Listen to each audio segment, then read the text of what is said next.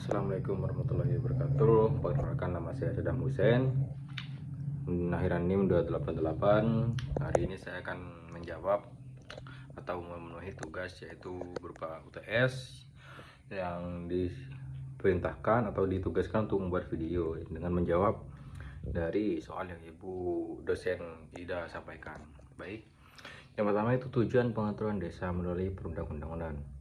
Pasal 18 ayat 2 menegaskan pengakuan dan penghormatan negara terhadap masyarakat hukum adat. Hal ini mendorong lahirnya Undang-Undang Nomor 6 Tahun 2014 tentang Desa yang mengatur tentang desa dan desa adat secara komprehensif. Tujuan dari pengaturan ini sebagaimana dijelaskan dalam materi penataan desa antara lain: 1. Mewujudkan aktivitas penyelenggaraan pemerintah desa agar tata kelola desa menjadi lebih efisien dan responsif. Kedua, mempercepat peningkatan kesejahteraan masyarakat desa. Desa sebagai garda depan pembangunan harus punya dasar hukum kuat untuk memperjuangkan kepentingan warganya. 3. Mempercepat peningkatan kualitas pelayanan publik melalui kelembagaan desa yang kuat dan mandiri.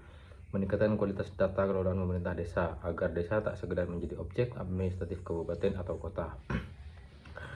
Meningkatkan daya saing desa baik dalam aspek ekonomi, sosial, dan budaya. 2. Syarat mutlak desa adat untuk menjalankan fungsi pemerintahan. Agar desa adat dapat menjalankan fungsi pemerintahan secara formal, terhadap syarat mutlak yang harus dipenuhi diantaranya: 1. Efektivitas masyarakat desa hukum adat yang masih hidup dan diakui oleh masyarakat setempat. 2. Memiliki wilayah adat yang jelas dan tidak tumpang tindih. 3. Memiliki kelembagaan adat dan sistem pemerintahan adat yang masih dijalankan. 4. Memiliki perangkat adat, yaitu berupa norma hukum adat, sistem peradilan adat yang masih dihormati dan dijalankan, serta ditetapkan melalui peraturan daerah berdasarkan hasil dan verifikasi pemerintah desa.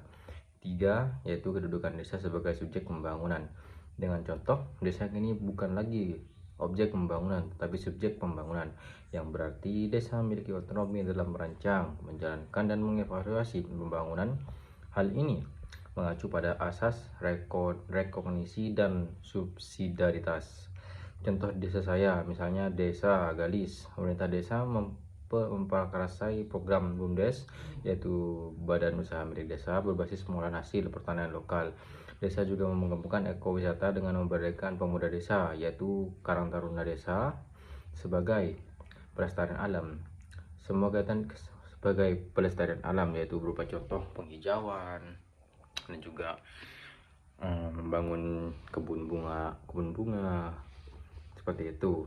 Semua kegiatan ini lahir dari musyawarah desa yang dibiayai dari dana desa, menunjukkan bahwa desa mampu merancang pembangunan sesuai potensi lokal. Keempat, contoh pembinaan masyarakat oleh pemerintah desa. Pembinaan kemasyarakatan merupakan salah satu kewenangan desa dan bertujuan menjaga nilai sosial, budaya, dan solidaritas antar warga. Bentuk nyata pembinaan antara lain: 1. Penyelenggaraan kegiatan gotong royong. 2. Pendidikan non-formal dan pelatihan keterampilan. 3. Pembinaan organisasi kemasyarakatan keagamaan. 4.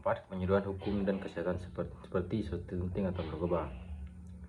Semua kegiatan ini memperkuat hubungan sosial, membentuk karakter masyarakat yang partisipatif, dan meningkatkan kesejahteraan sosial. Baik, mungkin itu saja yang bisa saya jawab. Sekian, untuk kurang lebihnya mohon maaf. Saya Saddam Hussein pamit undur diri.